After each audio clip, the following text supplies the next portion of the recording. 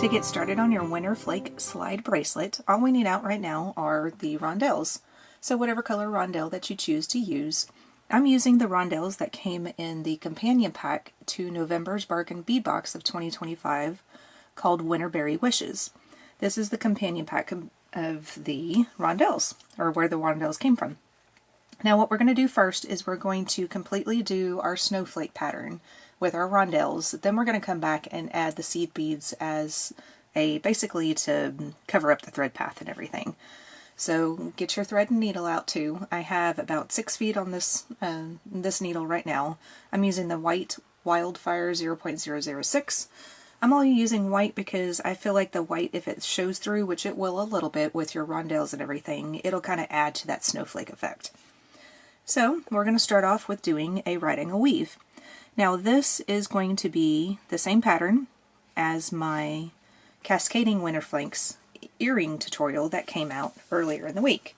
So I'm going to go through this step by step a little bit quicker than what I did in that tutorial. So if you're getting lost, or if you need a little extra help, a little bit extra descriptions and everything like that, and explanations and all, I'll link that video down in the bottom so you can watch that first, and then you can come back to this one.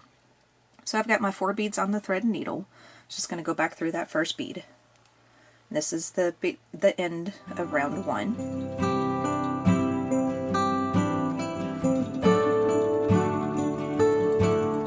So on round 2, we're going to pick up one of our rondelles. We're coming out of that first rondelle that we added. We're going to go through the second one. Something like this. And see what I'm talking about as far as the thread paths are concerned.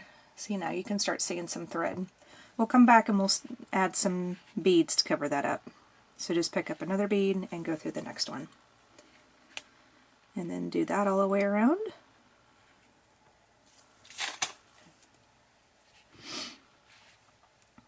And then once you get through that 4th bead, then you're back to the beginning again.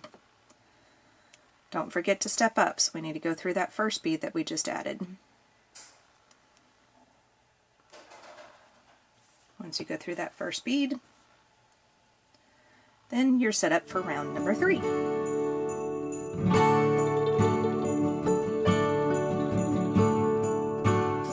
Round number 3, we're going to pick up 2 rondelles.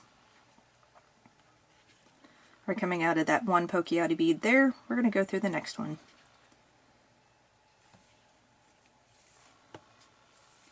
So go ahead and do that all the way around. So you'll have 2 in between each one of these on your 4 sides of your bead. And then that will be the end of round 3.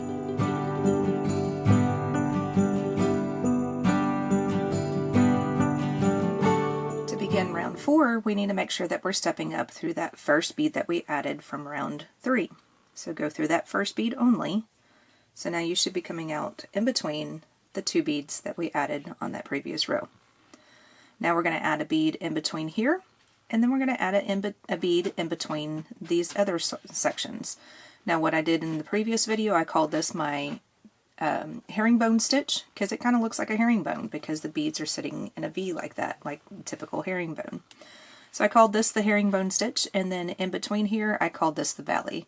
So this would either be the herringbone or the peak stitch, and then this would be the valley stitch here. So we're going to add 1 bead coming out of the one herringbone stitch, go through the second one, and then that creates your peak. And then the valley in between the 2 herringbones, we're going to add a bead as well. Just like that. So continue on and add the other 6 beads around your snowflake. Meet me back over here, and then we'll continue on.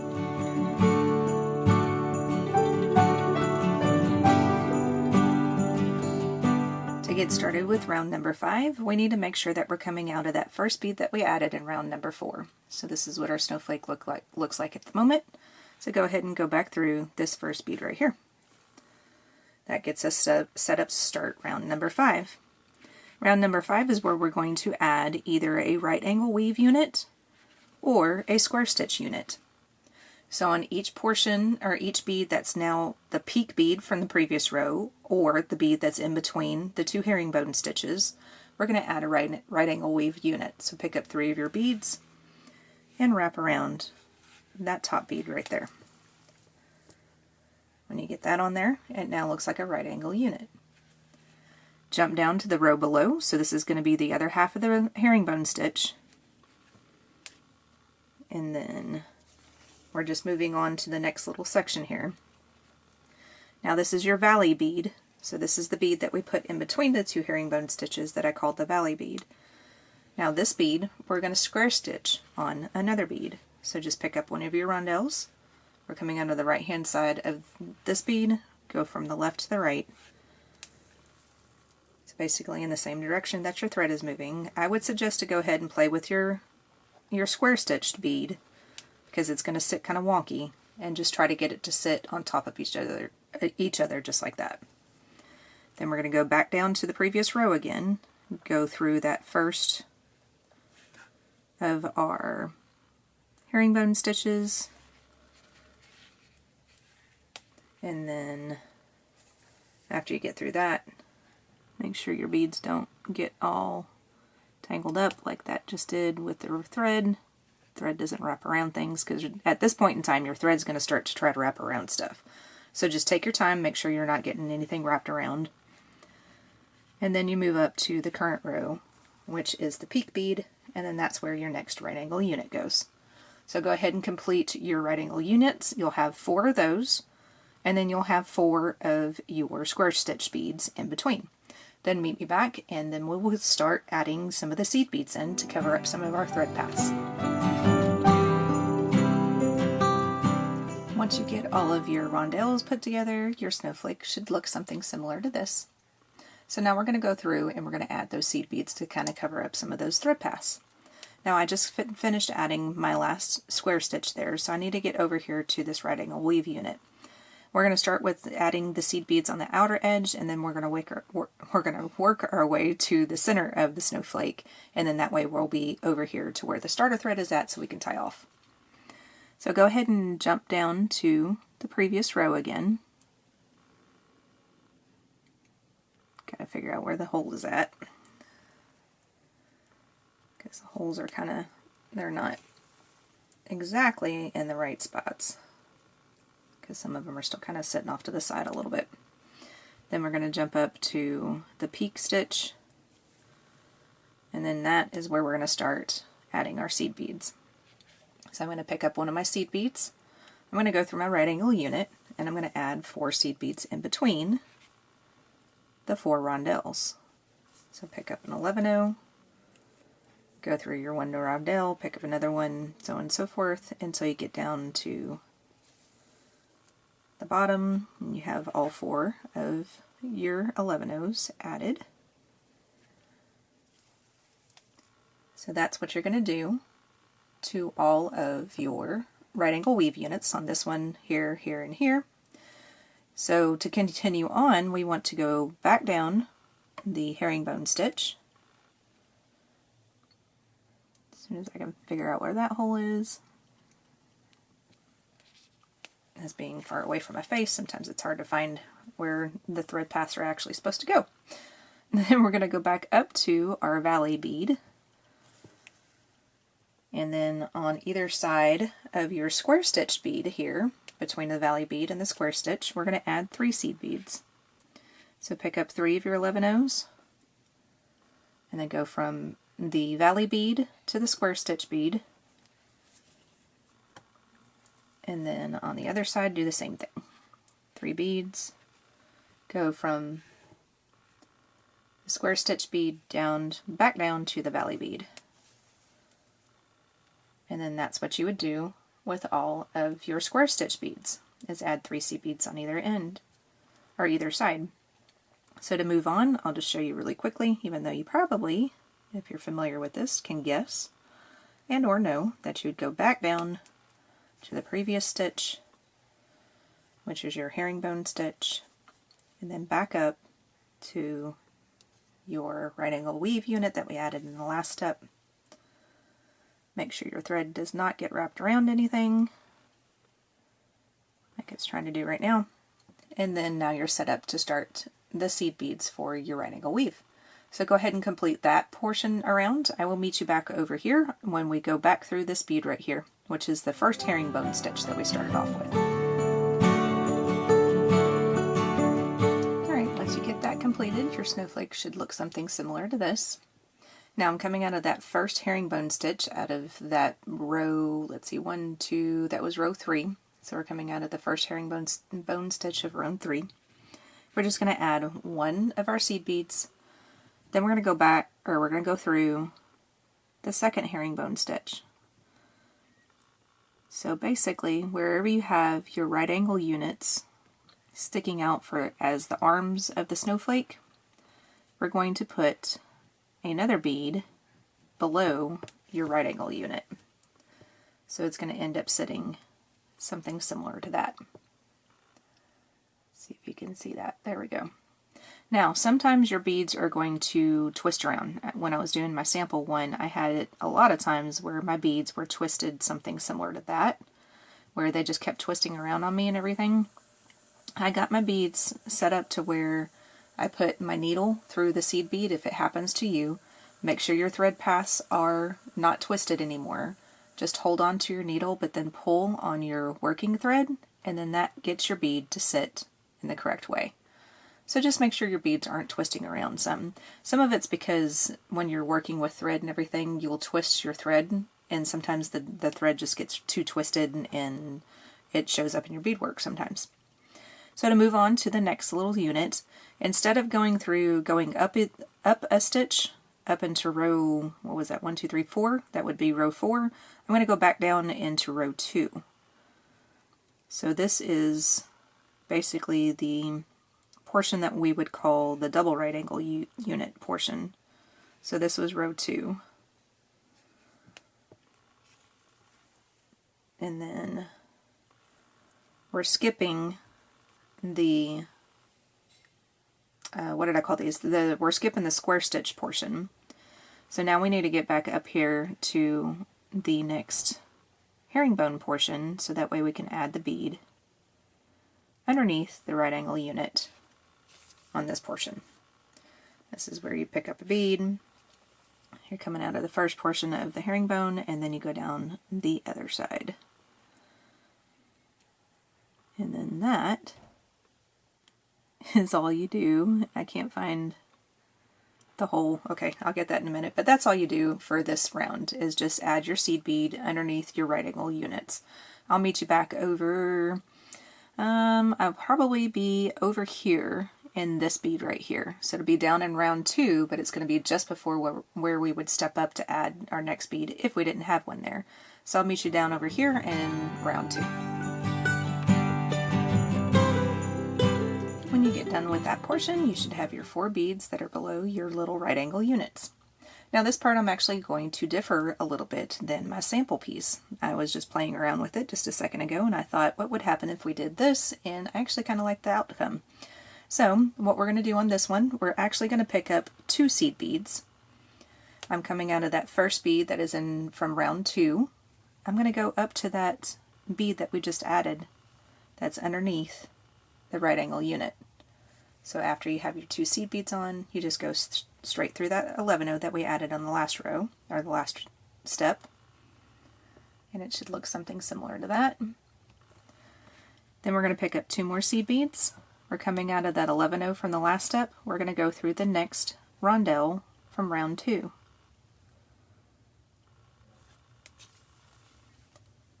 And then it puts a little upside down V sitting there. I'm trying to kind of move it around so that way you can kind of see where the beads are at. So to move to the next one, you're already coming out of the bead that you need to be coming out of, so all you do is you just pick up 2 more seed beads, and then you go from the left to the right through that seed bead that we added in the previous round. And then 2 seed beads, and then go through the next rondelle that is from round 2. So this one's actually a little bit different than my sample, but I kind of liked the outcome, the way it looked and everything. So that is what you would do on this step.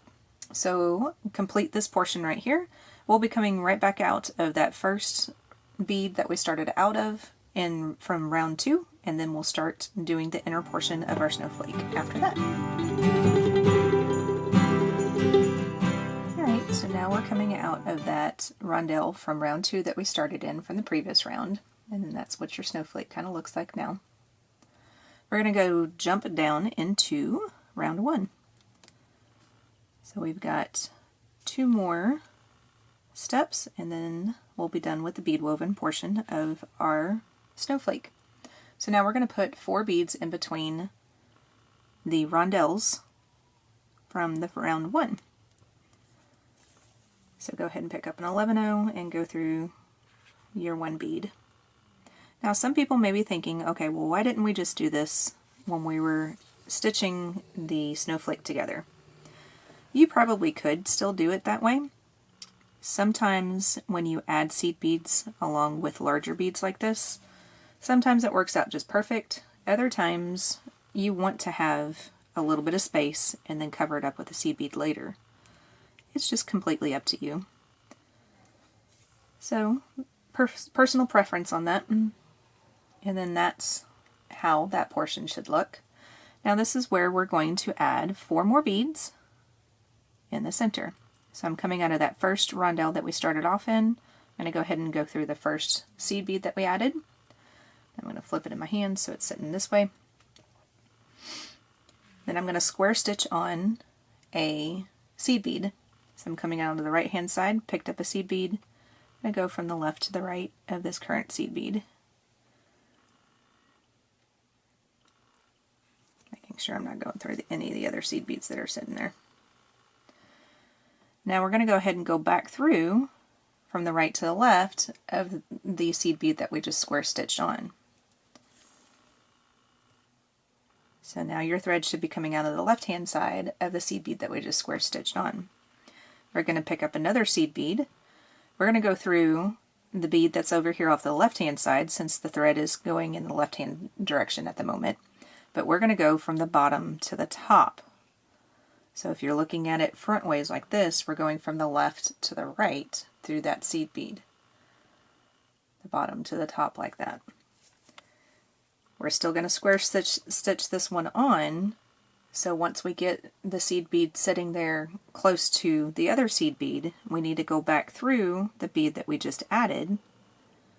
That way there's a thread path on either side of the seed bead that we're square stitching on. Now my tension's a little loose because I'm trying to show what I'm doing here. So I'll do that one more time, probably a couple more times actually, just in case that's confusing. So pick up a bead. We're now going to go through the bottom bead down here. We're going from the right to the left. So we're kind of going in a backwards direction, or at least you would think it would be backwards on how to add seed beads. Now I need to make sure that I'm going through the seed bead that we just added in a fashion to where you would have thread paths on either side of the seed bead. If this is totally not making any sense, you can always leave a comment down in the description and I will do my best to help try to explain it a little bit better and or give you other videos that are similar stitches and everything that you can go and watch too. So the last one, picking up the last seed bead, I'm going to go from the top to the bottom this time. So I'm basically stitching towards the bead that we just added. Then we're going to turn this seed bead to where it's sitting like this. That way we have thread path on either side of that seed bead. Now this first one we've already added, so all we have to do is go from the right to the left through the first seed bead. And then I'm going to go ahead and go through the rest of the seed beads that we just added. So those 4 in the center. You don't have to do this one. I just do it just to kind of make it sit a little bit easier. So that way you have your seed beads sitting there and they're a little bit more, they look a little nicer. So there's really no rhyme or reason to do this, but I just feel like they look a little nicer. So now we're coming out of that middle seed bead right here. We're going to go back up through the seed bead that we added recently, and then square stitched that other one on. Now we're going to go back through the rondelle from round 1, and as I'm doing that, I'm going to make sure that my needle goes towards the back, because now we're getting to the part where we just tie off and be done with our snowflake. So now we need to get over to this portion right here where our starter thread is at. So all we need to do is just go through one rondelle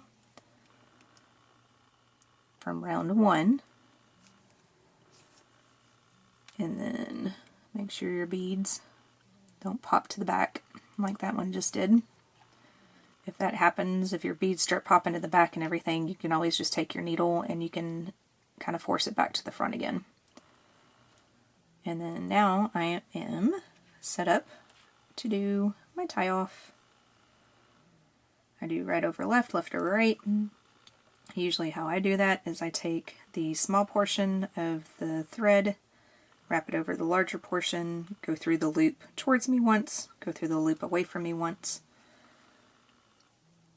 Now from here, you can always go through one of the rondelles if you like to. I'm just going to go ahead and tie off. I'm just going to leave kind of a little bit larger of a amount of thread than I typically do.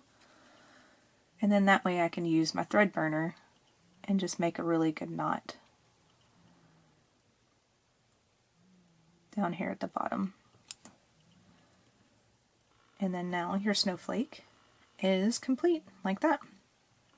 So on this next step, meet me back and I'll show you how to add the jump rings on the side and how to add your bracelet binding.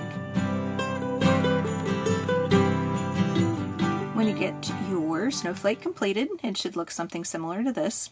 Now I am using 8mm jump rings to attach to my snowflake. You have to first figure out how you want your snowflake to be oriented. Do you want it to be oriented like this, kind of in a diamond shape? Or do you want it to be oriented like this, where it's more of a square shape? Completely up to you, because I know this is an 8-sided snowflake rather than the typical 6-sided snowflake. But it is what it is. I still like it. Hope you do too. So to start off with, we're getting our 8mm jump rings. Now these also come from Bargain Bead Box.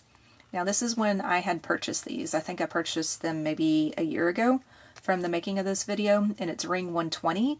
If you type this into the search bar of bead box bargains, it will still come up with a long list of different jump rings that you can go through. These happen to be stainless steel, they are 8mm, and they are also 20 gauge. So just depending on what you want to use on your part.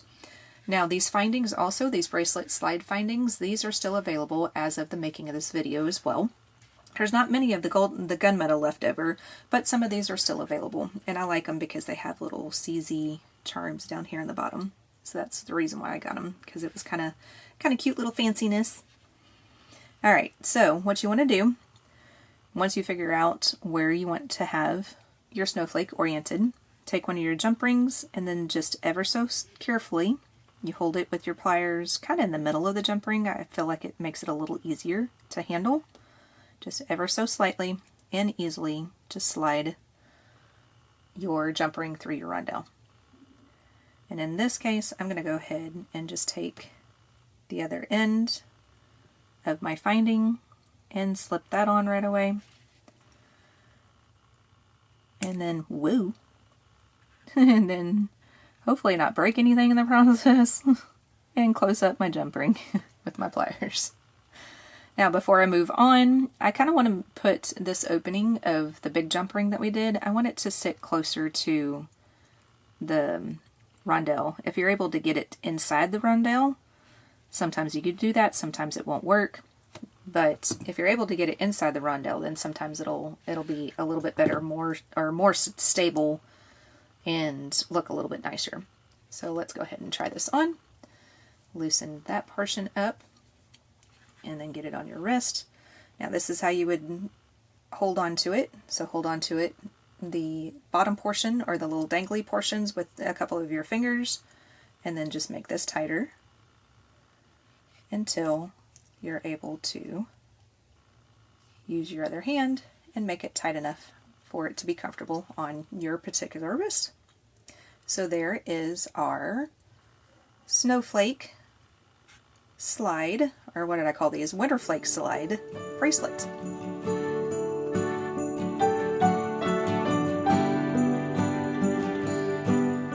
you enjoyed this twist on the Winterflakes pattern. Make sure to hit like and subscribe. I've got more beadwoven projects coming your way soon. What would you like to see next? An earring, bracelet, or a necklace tutorial? Type your pick in the comments below so I know what to create first.